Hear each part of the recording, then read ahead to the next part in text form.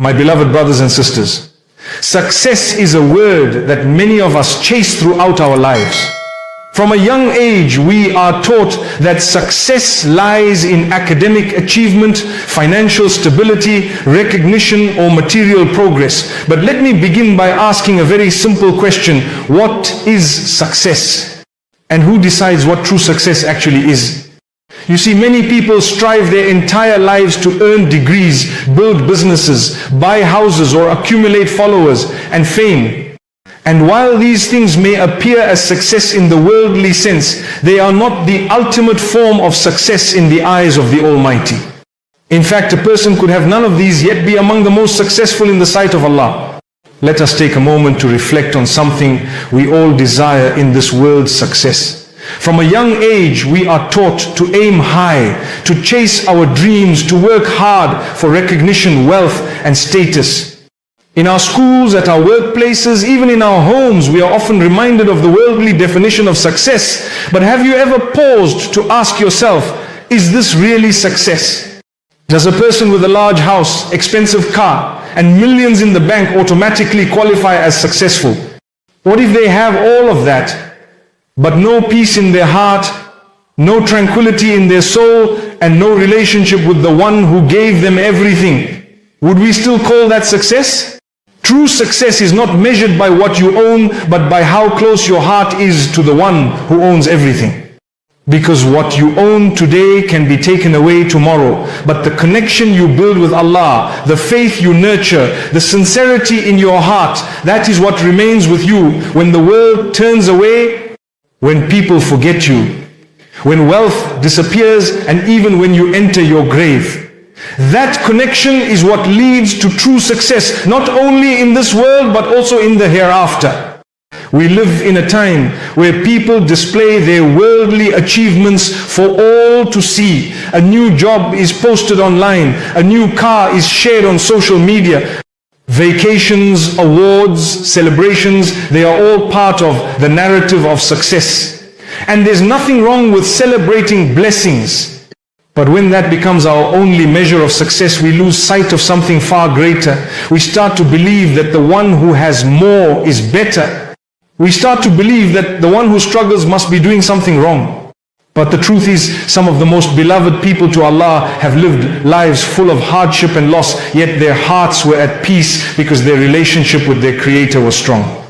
Look at the stories of the prophets. Many of them were rejected, persecuted, and tested. They didn't live in luxury. They didn't have worldly power for most of their lives. Yet they were the most successful of all people because they submitted to Allah completely. They lived with purpose. They called others to goodness. They endured with patience. Their hearts were attached to their Creator, not to material things. And that is the definition of true success. When your heart is close to Allah, everything else falls into place.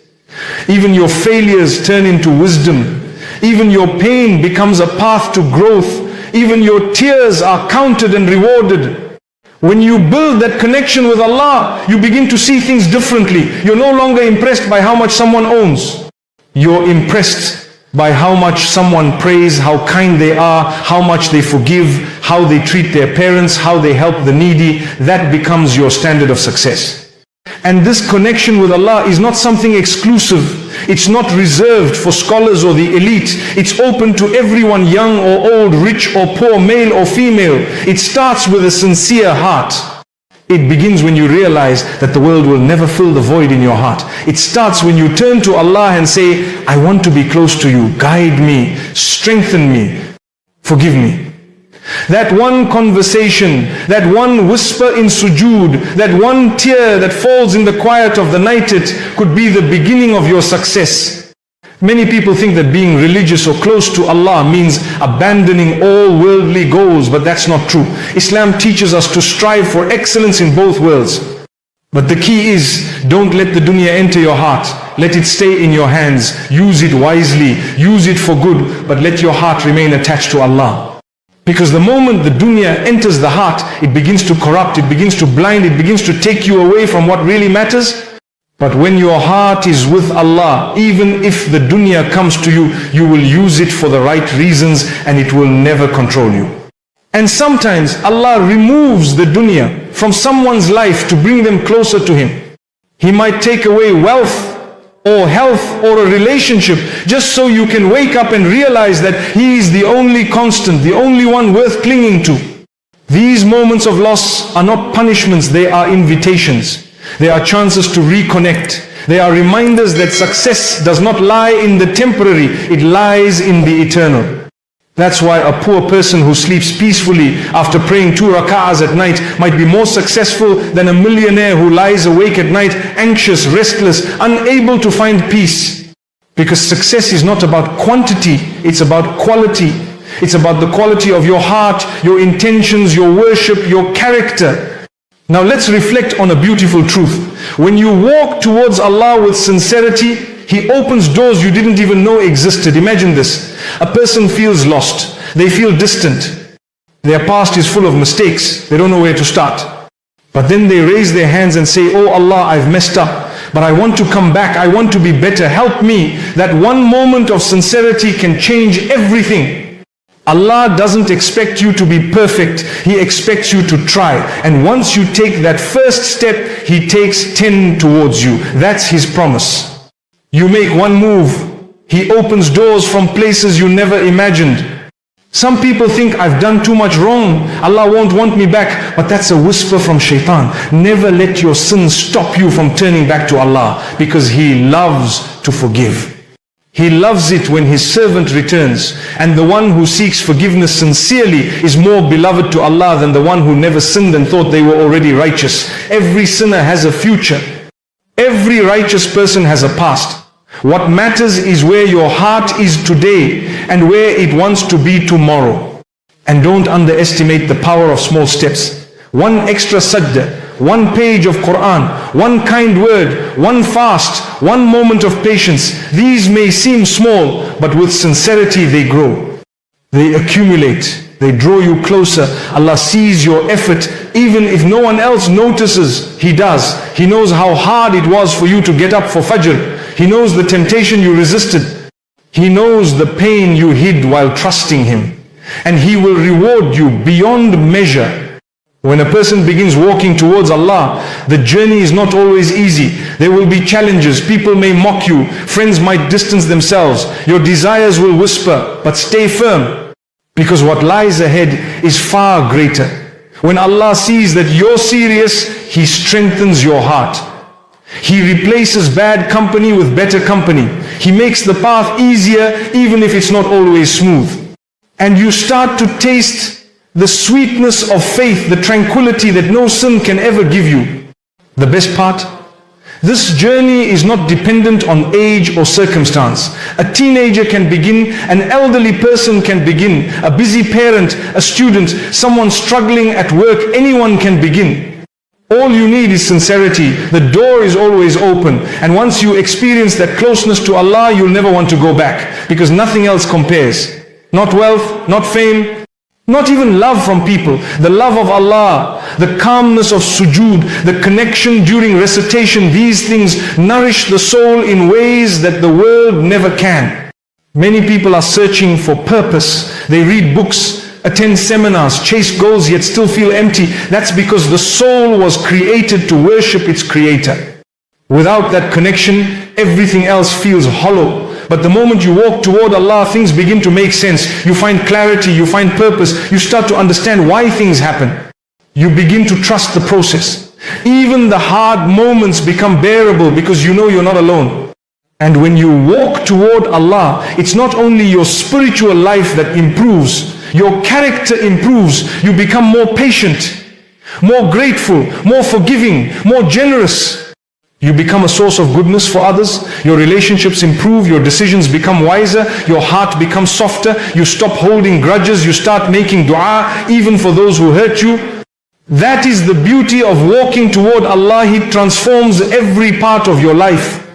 Even your outlook on success changes. You no longer envy the one with a bigger house or a better job. You envy the one who cries in tahajjud. You admire the one who serves their parents.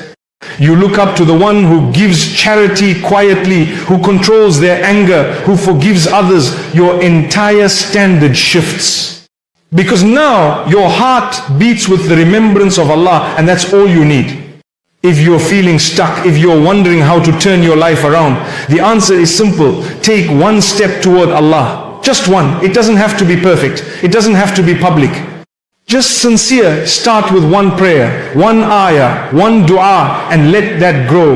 Let that lead you to the next step and the next, until you find yourself in a place of peace, strength, and true success, the kind that stays with you in this life and carries you to the next. The world might measure success by numbers, but Allah measures it by effort, by sincerity, by intention, and that is something every single one of us is capable of.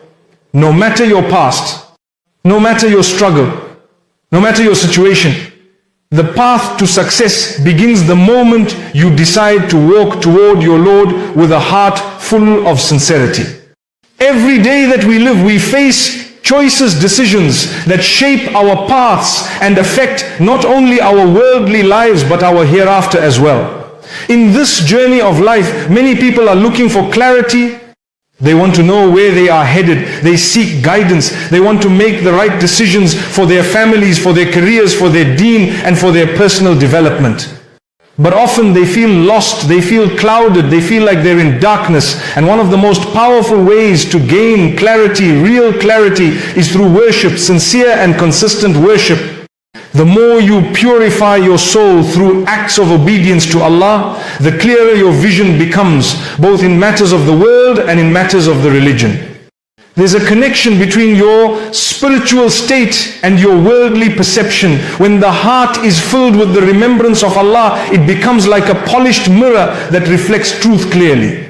But when it is covered with sin, heedlessness and distraction, it becomes stained, it becomes difficult to see right from wrong. You start to doubt the good, you become confused by the evil. And that's why worship is not just a duty, it's a cleansing of the heart. Salah is not only about movements, it's a connection that washes away spiritual rust. When you stand before your Lord and your heart is truly present, it's like light enters your chest and that light shows you the way forward. When you fast, you don't just stay away from food and drink, you are disciplining your soul, teaching it to be strong against temptation, purifying it from the dirt of desires. When you give charity, you're not just helping someone else, you're breaking the chains of greed that hold the heart captive. And when you recite the Quran, you're not just reading Arabic letters, you are engaging with the words of the Creator, words that heal, words that guide, words that inspire. People often ask, why can't I feel the sweetness of faith? Why am I so confused about my goals? Why do I feel so far from Allah even though I believe in Him? The answer may be found in the condition of the soul. When the soul is clogged with sin, with laziness in prayer, with ghafla, heedlessness, then it becomes blind. It might look, but it doesn't see. It might hear, but it doesn't listen. That is why Allah speaks about the heart so much in the Quran, because the heart is the center of perception. When the heart is pure, the person can distinguish right from wrong, truth from falsehood, clarity from confusion. Imagine a window covered in dust. No matter how beautiful the light outside, if the window is not clean, the light will never come through clearly. That's what happens to the heart when worship is abandoned. But the more we engage in sincere worship, the more we polish that glass, the more we engage with the Quran with understanding, the more that light reaches us, and suddenly the world starts to make sense. You understand your purpose. You see things for what they truly are. You become less impressed by the glitter of the world and more connected to the values that please your Creator. Some people think worship is only for the elderly or for those who have left the world, but in reality it is worship that gives you strength to live in this world correctly. It's worship that helps you make the right business decisions. It's worship that helps you choose the right spouse. It's worship that keeps you grounded when you succeed and helps you rise when you fail. Worship is not a burden, it's a fuel for the soul. When a person develops the habit of sincere, heartfelt worship, they find that their life becomes more meaningful. Decisions become easier because the heart is in the right place. Doubts are reduced because Allah places light in their path. They might still go through difficulties, but their soul remains firm. And this leads us to another important truth. When Allah is at the center of your life, no hardship can break you. If He is absent, even ease will destroy you. This is something that many people don't realize until it's too late. When Allah is your anchor, when He is your foundation,